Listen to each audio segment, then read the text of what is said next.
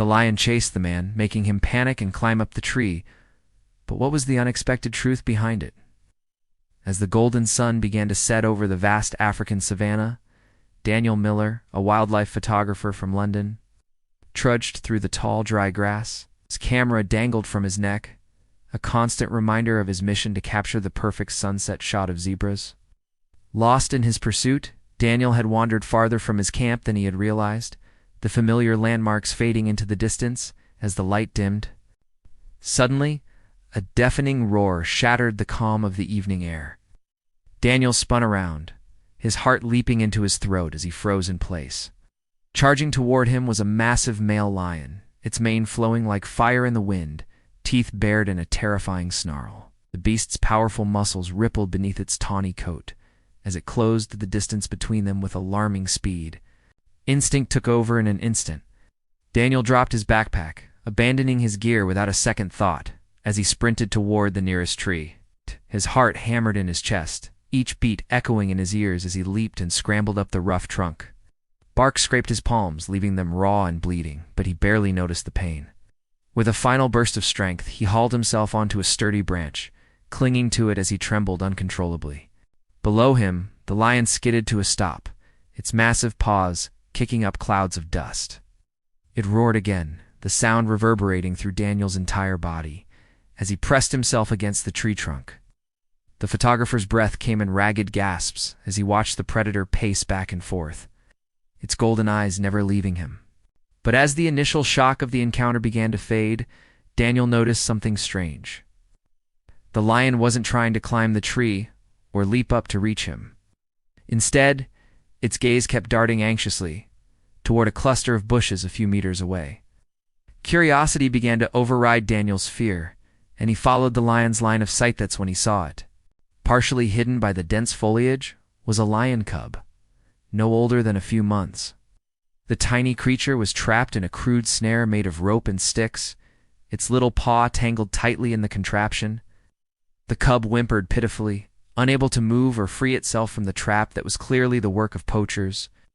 In that moment, Daniel understood the true reason behind the male lion's aggressive behavior.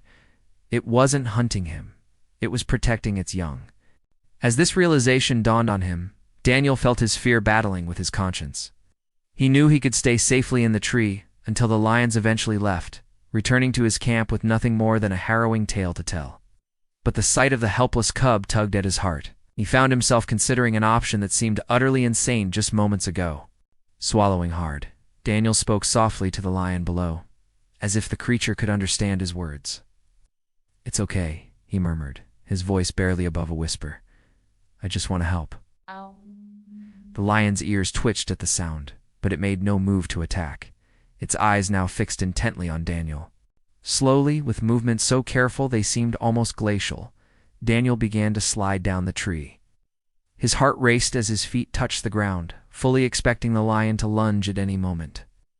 The male growled low in its throat, its massive muscles tensed and ready, but it didn't attack. Instead, it watched Daniel with an intensity that seemed to bore into his very soul.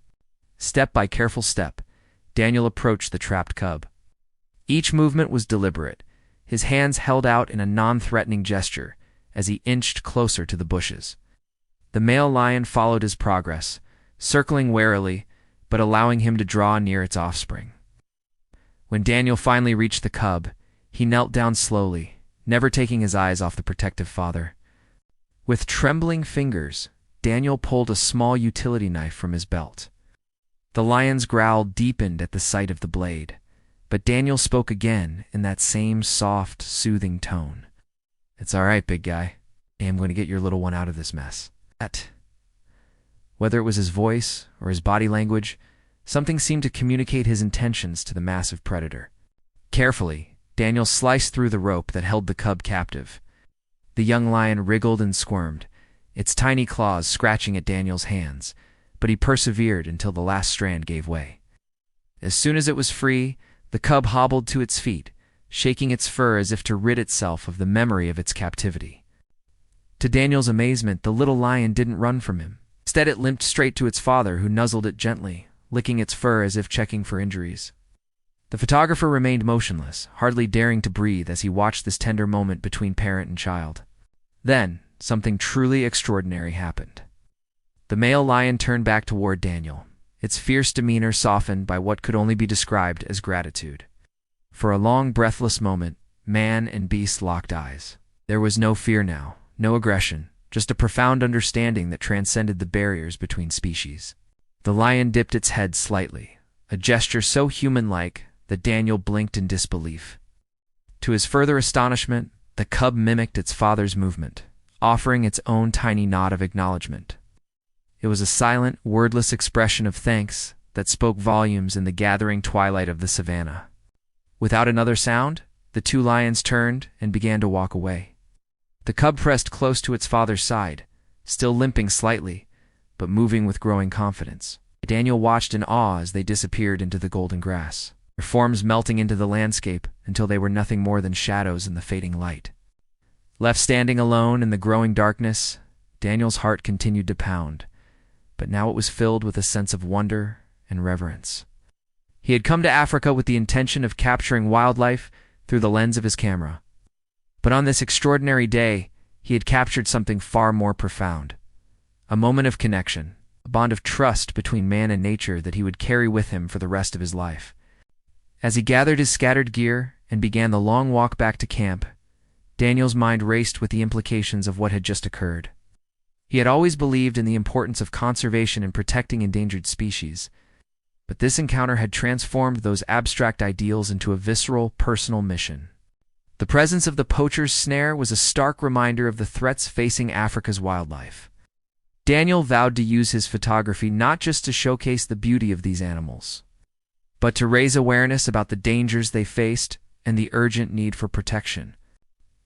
When he finally reached the safety of his camp, Daniel sat down heavily, his body trembling with the release of adrenaline. He pulled out his camera, disappointed to find that in his haste to escape, he hadn't managed to capture any images of his incredible encounter. But as he stared at the blank screen, he realized that some experiences couldn't be contained within the frame of a photograph.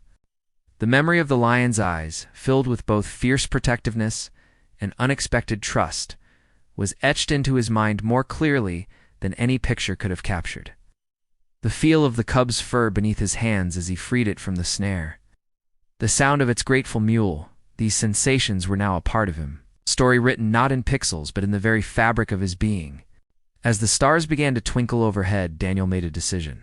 He would stay in Africa longer than he had planned, dedicating his time and talents to documenting the plight of the lions and other endangered species. He would use his lens to tell their stories, to show the world not just their majesty, but their vulnerability and their right to exist, free from human interference.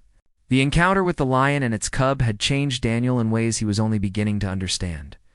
He had come to Africa seeking adventure and the perfect shot, but he was leaving with a newfound purpose and a deep, abiding connection to the wild heart of this magnificent continent. As he drifted off to sleep that night, the distant roar of a lion echoed across the savannah. Daniel smiled, no longer feeling fear at the sound, but a sense of kinship with these magnificent creatures.